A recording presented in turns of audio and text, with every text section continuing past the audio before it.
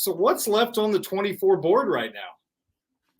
Darren, it's June 27th as we record this. And can you believe, I mean, signing day isn't until what, 5 months, 6 months?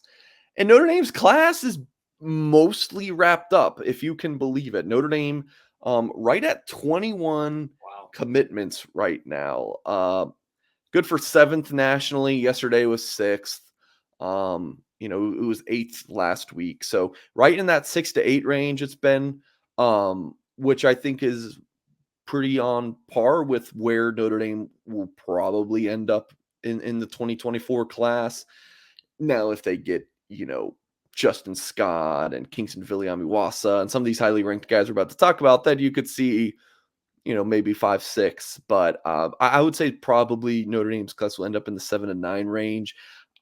They could do 3 straight classes in the top 10 per the On3 industry team rankings, which I don't know if Notre Dame's ever done in the media era.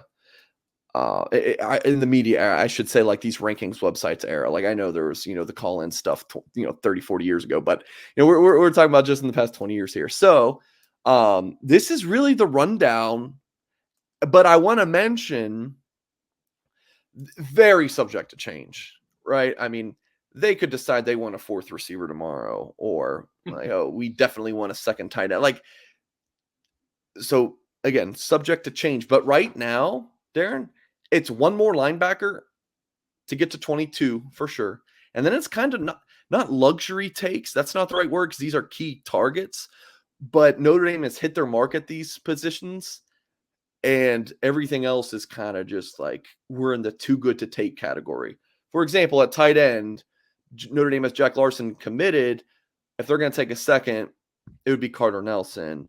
But he's trending pretty heavily towards Nebraska, the in-state school that he officially visited this past weekend. I just have a sneaky suspicion that Notre Dame will end up taking a second tight end in 2024. They also have a tight end commit in 2025, so maybe they go 1 in 24 and 2 in 2025. Something to keep an eye on. But for now, it looks like just Jack Larson for Notre Dame at tight end 2024 class. Offensive line, they wanted 3, but if it's going to be 4, it's Gerby Lambert. I like Notre Dame's Lane Gerby Lambert, so Notre Dame very well may end up with 4 offensive linemen in this class. Other positions on offense, quarterback, they're done. Running back, they're done. Receiver, they're done. Of course, all for now. We'll see if that changes. Moving over to defense, hit their mark with 4 defensive linemen committed. Cole Mullins, Bryce Young, Logan Thomas, Sean Sevillano. They could take up to 6. Don't think that's going to happen. Elijah Rushing is committing July 6th. Probably going to be Oregon. Don't think that Notre Dame is going to land him. He officially visited in June. Sources weren't buzzing about how that went. So I would guess Elijah Rushing ends elsewhere, the 5-star from Tucson, Arizona. And then, of course, St. Ignatius, Chicagoland player. Justin Scott, a 5-star interior player. This where Scott's leaning kind of depends on the day of the week and who you talk to. Last week it was Miami. Now people are saying it's Notre Dame or Michigan. I've had people say it's Ohio State or Michigan. I've had people say Notre Dame, Miami still. Like, all I know is that the longer this thing goes, I think the better for Notre Dame. The Irish need to get him on campus at the end of July and then get him for the official visit for the Ohio State game. Just keep him uncommitted as long as you can. Get him for the official in September.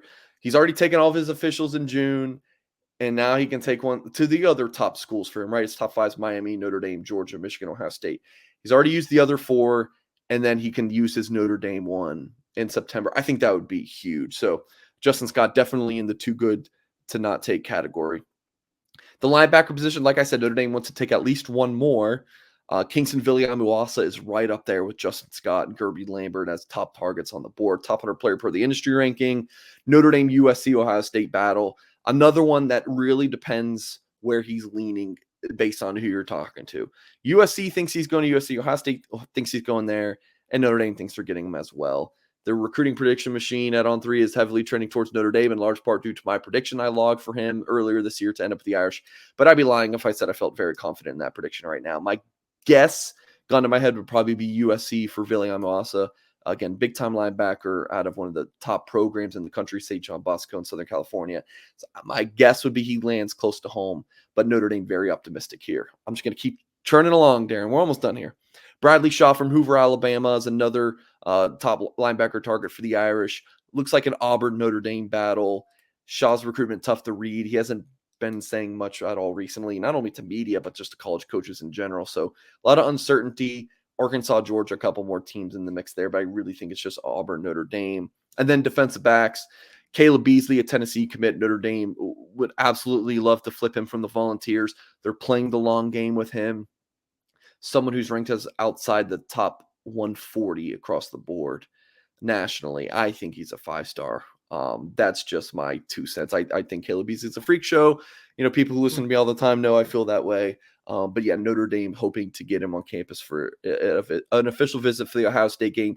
Beasley recently said he's not taking that visit. Notre Dame's going to try to change his mind on that one. And then lastly, Davis Andrews from American Fork, Utah. Someone who's taking a 2-year Mormon mission trip after high school. So he wouldn't count towards the 2024 class numbers for the Irish. So it's basically, hey, you can sign a ceremonial letter of intent this year, and then you wouldn't come here until 2026. So, but Notre Dame's still actively recruiting Davis Andrews. Would love to land him. So that's it. Notre Dame definitely going to take 22 commits, but I would guess it'll probably end up around 24 to 25 when it's all said and done. And Mike, when they added Tay Johnson last weekend with Urlacher and BP, I know you're talking about Andrews there, but unless someone just really pops up, safety recruiting probably complete. Yeah. I think it's done. Again, to be determined. Andrews wouldn't really count, but I think they hit their number of 3. You have guys like Oliver Miles and Malcolm Ziegler still out there. Some safety targets for the Irish. But the feeling is that they're probably done at safety. All right, finally, what does July look like on the recruiting trail for the Irish? Vacation. Staff is on vacation for about 2 weeks. I think they'll probably return in mid-July.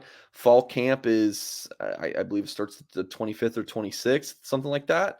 And then it's prep for Navy. Of course, fall camp starting earlier this year because of the Navy game being on week 0. So it's vacation, get back to South Bend, and there's a big recruiting event on campus July 30th.